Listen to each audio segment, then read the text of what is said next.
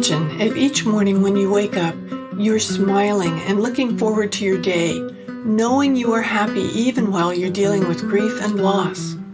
The Grief and Happiness podcast inspires, comforts, and supports you with each new episode. I'm Emily Thoreau-Threat, welcoming you to explore with me your life of endless possibilities.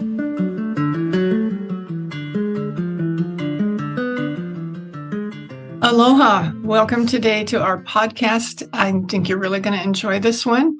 I'll be speaking with Martika Whylly, and it should be very interesting. So, Martika, could you introduce yourselves to us and tell us a little bit about you? Yes, I am an author of the book called Having Fun with God, based on my experiences growing up and dealing with death and loss and all the epiphanies in between. And I do have a podcast. It's on hiatus at the moment called Grieve with Ease. And I help other people that are dealing with death and loss. And so that's basically my work when I'm not doing work. Yes. Where do you live? I'm in Ontario, Canada, in a small town called Creemore. Oh, wow. Mm-hmm. Yeah, I have lots of people from Canada that listen to my show and come to my Grief and Happiness Alliance. So that's cool that we've got that connection. Mm-hmm. I love the name of your book. What prompted the name of your book? Oh, actually, it was very inspirational or spiritually, divinely. It just kind of came through me, and the writing, I was very compelled to write it. And the title actually was, I guess, from the higher self, if you will. I kind of argued with the higher self about the title. God sounds very religious. I'm not religious. I'm more spiritual based. I don't practice any religion, although I grew up in the Catholic faith. And just one day I was kind of riding on the train into the city just to, do a bit of window shopping, as it were. And that voice said, why don't you call your book Having Fun with Me, Having Fun with God? And I thought, well, that sounds interesting, except God is very religion, based, and people would assume, and they have, that I'm religious because of the title. But the word God is very personal, as opposed to life, which is general. And I think the two are synonymous, the same. Life is God and God is life. It's, the energy, the creator. But, the word God sometimes can have more negative connotations than positive. But when you get this inspiration from something that is, beyond you, if you will, I didn't argue with it. After, I guess, toying around with the title for a month, I decided to kind of let go and let God, and just thought, what, that's the title. Instead of struggling with it, I just figure I just go with that, having fun with life. And sometimes it's having fun with me. When you make plans and then life says, no, here's what we're going to do instead, right? Yes. Well, Mm-hmm. I was tickled to see it because of my emphasis is on doing things that show that people can grieve and be happy at the same time. And Mm-hmm. so many things are so serious. A lot of the books that I've read or that people send me are sad, they're memoirs, and they're very sad. And I love the idea of having fun with God. It told me that there's positivity there. And Mm-hmm. that sounded real appealing to me. So what kind of things did you write about in the book? Well, I talk about death. I talk about the man in black, this dream that I had, that he was chasing me. Mm-hmm. And when he caught up to me, I finally turned around and said, "What do you want from me?" And he didn't say anything, but he just kind of took his fingers and he wiggled them up as if to, like, my energy. I could feel the energy move from the bottom of my feet through my body to the top of my head and out. And that symbolizes, to me, how death feels like when you cross over, your energy leaves your body. And in that moment, I was fine. I felt at peace. I felt harmony. And it was a very surreal experience, like the dream itself. just kind of conveyed to me what a family member had just passed. That's what they experienced when they passed. There was no pain. So sometimes when somebody, for example, commits suicide by hanging, you wonder what their last thoughts were. How did they feel? Were they in pain? And when you have this premonition, if you will, dream, if you will, of going through the motions of death chasing you, and then having this feeling of your energy move from the bottom of your feet through your body to the top of the head and out, it was like, oh, this is what it feels like to leave. And it was very peaceful. There was no pain. It was easy. And it's so true. It's so much easier to transition from the physical to the non-physical than to the non-physical into the physical, because we all have to pass through a human body and we all cry when we come out. And I don't think that's as fun or as easy as to go through, the transition of leaving the physical to the non-physical.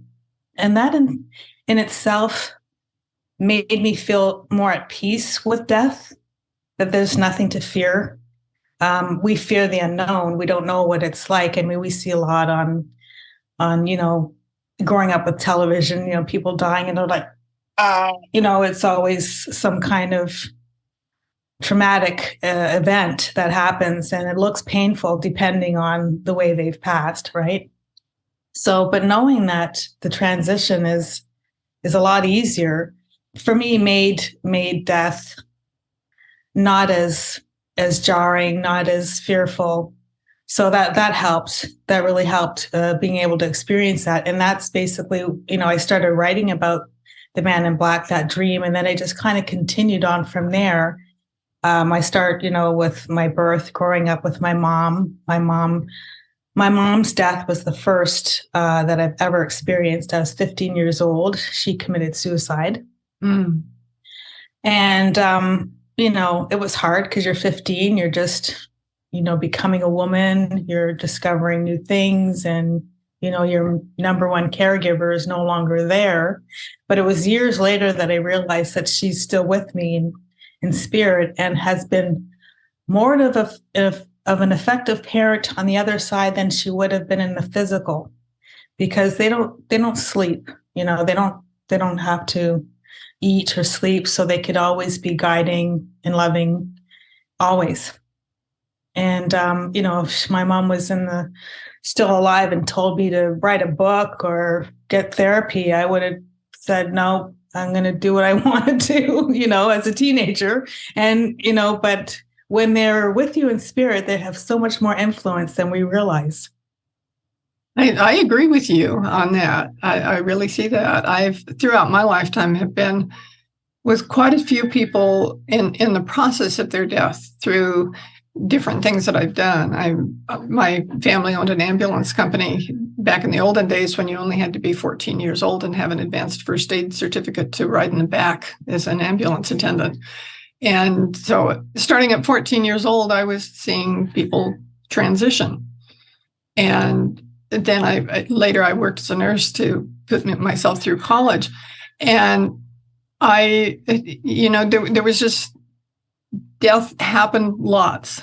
And the way you described it, of going from your feet and up out the top, really reminds me of the experiences that I've had when I've been with someone. You can almost feel that happen and I hadn't really thought about it in that sequence, but starting at your feet and then exiting through the top is kind of what it looks like a lot of the time. Mm-hmm. So I find it fascinating that you describe it that way. Well, that's exactly what the dream was showing. And it was like so real. That dream had me, the next morning I was still kind of shaken, if you will. And I remember staying with my aunt and uncle at the time, and, they wanted to hear about the dream because I said I had a really scary dream and I hadn't had like a nightmare since I was a kid, because that's what it felt like. And when I told them, they said, oh, well, that sounds awesome. You conquered death. You faced fear, right? And, you faced death and lived to tell about it. And I came away thinking, yeah, that's a good way to see it. But that's not how I felt inside. Like inside, I knew something was up. Do you know, a month later, that's when my cousin committed suicide. So it was a bit of like a warning dream, like hey, this is really unpleasant, but you'll get through it. It's the universe's way of saying, hey, this is not going to be, pleasant for you, but you'll see the beauty of it later on down the road, why things happen the way they do happen. It seems like, I don't know whether because of the internet and social media and the way news gets around now, we hear so much more now about people dying from suicide than we used to hear. Mm-hmm. And it's interesting to be able to find some comfort or peace in thinking about that happening. That it isn't necessarily a tragedy. It could be just the way things were supposed to be. Yeah, and I read in a spiritual book years ago that every death is a suicide. And at first, I had a hard time swallowing that pill. I thought, oh, that's garbage. But when you really dig deep into it, like if you really, really want to know what death is all about, what happens, to us after, because I was curious, I had a lot of questions, and I was really angry with God too. Oh yeah, I'm a challenger, I'm a tester. They say don't, and I'm like, whatever. I challenge and I'll ask and like, show me, like, I don't understand. I need clarity on this. And so I will ask and you shall receive. And it doesn't matter what you're asking for. If you want clarity on why somebody has left, why this situation had to happen, the answers are there. And once you get the answers and you realize everything has to do with your creation, your free will, and that no one can interfere with your creation, your free will. So this is why I think it's so important to teach in school at a very young age, grade school, thoughts and how they become things. And when you will something on yourself, it might not happen right away. It could happen 20 years later. And then out of the blue, you're like, well, why is this happening to me? I'm a good person and all these bad things are happening. And not realize that you've inadvertently willed it upon yourself without realizing the ramifications of it. For example, my mom, before she committed suicide, was in a very toxic and terrible abusive relationship, which led her to her suicide. And I thought she was, a weak person, not, strong enough to leave him. Like, why couldn't she, just get up and leave? I mean, how hard could it be? I was maybe 12 years old when I thought, if I was in this situation, I would be able to get out.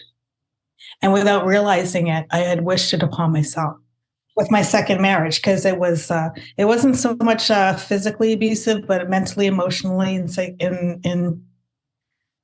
psychologically abusive. And when I asked spirit, source energy, why is this happening to me? Because I don't remember choosing this. That memory of me at 12 years old saying to, spirit, if I was in the situation that my mom was in, I'd be able to get out. And I put myself in her shoes. And boy, did I ever feel her presence. And it was a lot of forgiveness, a lot of understanding.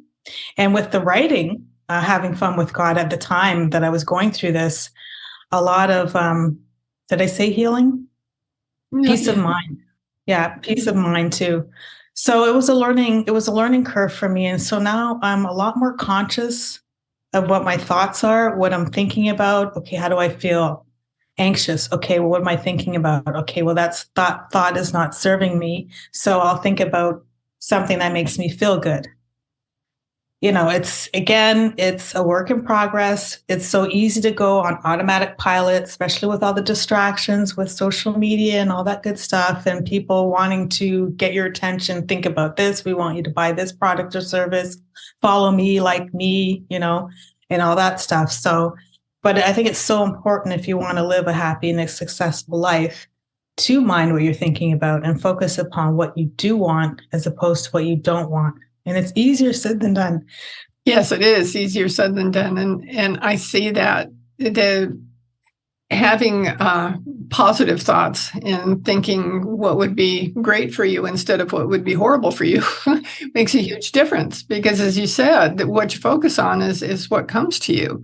Mm-hmm. So, and I know that to be true for me, that when I've gotten to a point in my life where I focus on love and unconditional love, and I'm not just talking about romance, I'm talking about people in general and society. And not everybody does what I think that they should do, like some of the war things that are happening in our world today. It's not that I condone that. It's that I realize that they're kind of making their own decisions. I know my husband was, when I would talk to him about this sort of thing, I'd say, why do we keep doing these things over and over?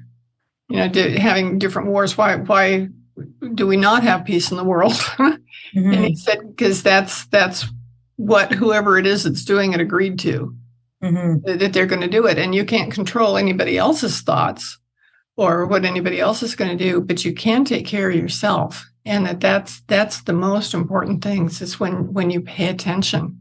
And that's what I'm hearing you say, is paying attention. Oh yeah. Cause I went down the rabbit hole with all the COVID and this and that and the other. And boy, is it ever deep, the darkness. But I wanted to know the darkness. In order to know the light, you must dig in the dark deeply. And I kept getting from the higher self, you need to do shadow work. You need to dig in the dark. Even though I didn't want to, part of me was curious. The ego was curious, but the other part didn't really want to too much. But we dug into the dark, and that shook us. And then we just started to accept, that this is what it is, and to focus on, okay, based on where I am now, where do I want to go, and focus on where I want to go, not where I've been. Mm-hmm. Right. So now I just think about a lot of the love that's on the planet. There's a lot more, like I can feel it more so now than I have before. And maybe it's because I've limited the amount of distractions. I'm a lot more aware of what my thoughts are. For example, let's say there's a coworker that's going through some things. It's funny because I had a coworker who was very, very angry. And I asked Source, Spirit, why am I with this person? Like it's very awkward and it's an unhappy situation. And that Spirit said, well, this person just lost their mom. Mm-hmm. You're a grief counselor. You've been paired together. Like there are no coincidences. There are no accidents when you meet people. And so I thought, oh, okay. So once I understood that, and this is why I love to talk to Spirit. Once I understood that, I was in a place where I could be of support. I could just listen. She kind of blew up at me one day for no reason. And that voice, Spirit said, it's not about you, as soon as I got yelled at. And I didn't say a word. I just kind of looked at her, acknowledged what she said. I didn't say anything, but I looked at her. And then when we got into the car to go to the next job, she just gave me a look like, thank you. Thank you, for not adding fuel to the fire, just being there, and I thought, okay, I think I'm starting to get this a little bit, and now our relationship is pretty good. Like we're excited to work together. When we're not working together, we're texting each other. Well, it sucks that we're not working together, but I hope you have a good day, that sort of thing. And so miracles can come out of, and this is why I think it's so important to, if you're not sure about something, just ask. You can ask for anything. And so I think we forget that we have the ability and the right and the worthiness to ask for whatever it is we want. We're deserving of whatever it is. So, because for me, it's all about improving relationships, feeling good, being happy, letting go of attachments of, being a number one bookseller, or, meeting all these really influential people. All of that I kind of let go of. because that was kind of swimming around. You write a book for the first time and you're like, oh, I'm going to be a best-selling author and I strive to get this and have the home and be like Jack Canfield and all that good stuff. And then what it boiled down to was just being happy. Yeah. So I'm just happy, just practicing being happy every day. Yeah. That's so important, because so many people have that poor me attitude, that all these things are happening to me instead of taking any responsibility for it. And I know when I started focusing on being happy and smiling and living in love in general, my life changed. I allowed it to change. And I realized then that I hadn't been allowing it to change before that. That it's easy to play the victim role, because then you don't have to worry about anything because it's not your fault, you think. Yeah, and you don't have to take responsibility either. Yeah. But then how far could that go? I mean, it gets to the point for me. I mean, one of the reasons why my podcast is on hiatus is because I had worked myself into a frenzy. I ended up in the hospital because I don't know how to take a break. And even sometimes I don't always listen to that inner voice saying, hey, you need to take a vacation. And I'm like, no, I got to save money. I got to get this book out. I got to do my podcast. Everything costs money. What are you talking about? So, and it doesn't matter. It'll, if you need a break, you need a break. And so for me, my vacation spots for the last couple of years have been in the hospital. Oh, no. That is going to change, though. That is definitely the last time I'm like, yeah, this is it. So I'm going to start going places, even if it's just for a few days, and treat myself, start to love myself, and not just talk about loving self. Because we could talk about loving self and self-love, but what are we doing really? Are we really putting ourselves first? We're not conditioned to do that, especially as women, for whatever reason, people pleasing and making sure the family's okay and the friends are okay and our neighbors are okay and our coworkers are okay. And then we put ourselves last and then wonder why we're not happy and things are not going the way we want them to go. And so for me, it's just been a daily practice to, do things for myself, like little things, like what do I want to eat? Like make my favorite meal, treat myself once in a while instead of saying, oh, I can't afford that, even though it's only $5 or $10. You know what I mean? But it's just the little things. I still yet to write myself a love letter. I think that's kind of silly. It's not silly at all. It's a really good idea. I know, but I haven't gotten that far yet. I'm still a work in progress when it comes to the self-love. But yeah, I find it has made quite a bit of a difference in my attitude and in my relationships with family and friends.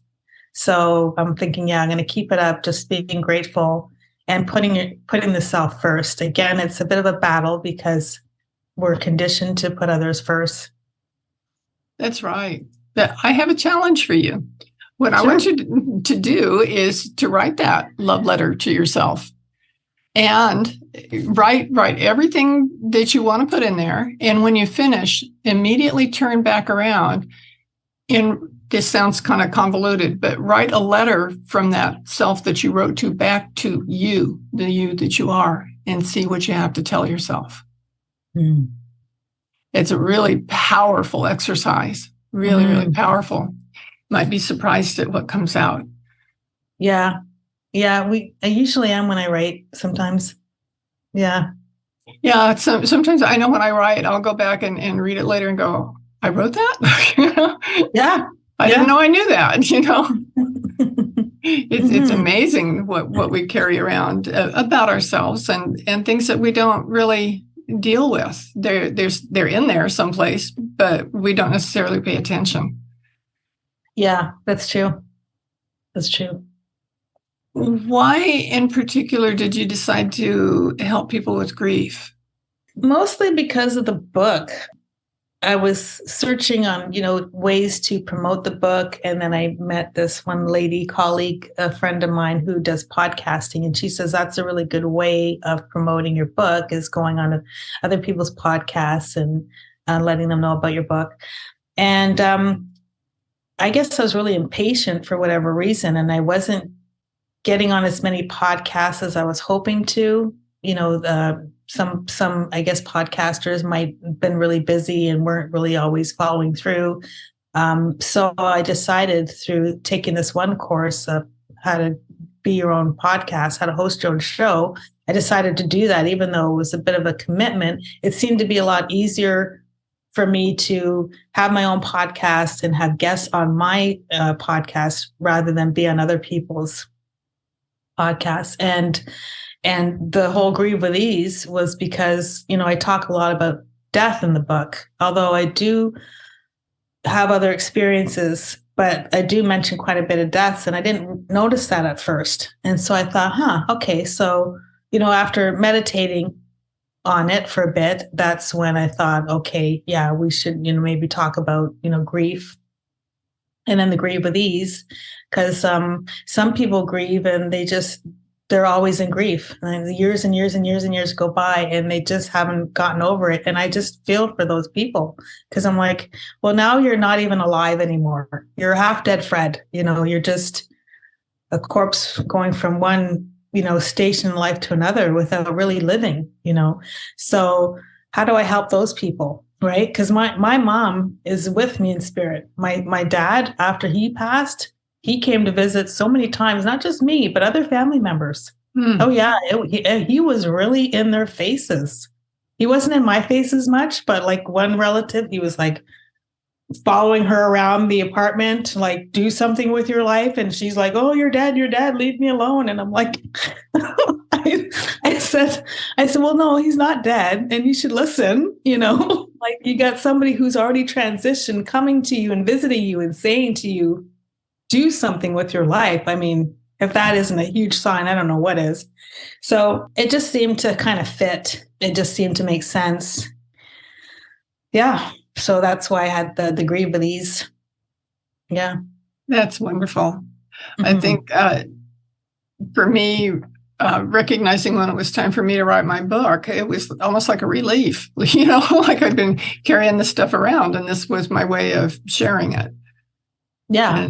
And you find a lot of healing too, and understanding, and clarity and peace of mind, which is priceless. I mean, you can't put a dollar amount on any of it. I mean, even if you become a best-selling author and make millions, that does not happiness, peace of mind. That is something that even money or no money, again, priceless. So yes, I just find that and now when I hear about people passing, it's sad for the ones that are left behind. And, you're going to go through the stages of whether it's denial or anger and guilt and all that. I find for me, because I realize that there is a process and I've been there before, it's easier in that sense where I've been there before, but it's still not easier when somebody suddenly goes. I still go through the motions where I get angry with God and why did this have to happen? And then after listening or meditating, I start to calm down and see the perfection, if you will, trust the process. But yeah, we're emotional beings, so we're going to feel whatever it is. And, to feel it is the best way to heal, is to feel. So I just kind of allow myself to do the crying or whatever it is, the anger, punching a pillow, think, this is God's face right here. Punch it. I know that sounds terrible, but again, we're talking about energy, which is unconditional loving. Mm-hmm. And so it's unconditional. So you could say or do whatever. It doesn't matter. That's right. Mm-hmm. Yeah, absolutely. Yeah. Well, it's been wonderful talking to you today. For our listeners, I will have in the show notes how all of Martika's links so that you can get her book, so you can find out more about her. And when her podcast is going again, you'll be able to listen to that too. So be sure that you keep track of what's there in the links in our show notes so that you can find good stuff. So thank you so much for being with me here today. Thank you for having me. It's been an honor. Oh, you're welcome. And we'll see all our listeners again next week. Thank you for listening. Do you want more comfort, support, and happiness? Join the Grief and Happiness Alliance. Visit my website at lovingandlivingyourwaythroughgrief.com and read my book, Loving and Living Your Way Through Grief. Be sure to subscribe to our podcast, rate it, review it, and binge on all our episodes on grief and happiness. I can't wait to welcome you back to another episode.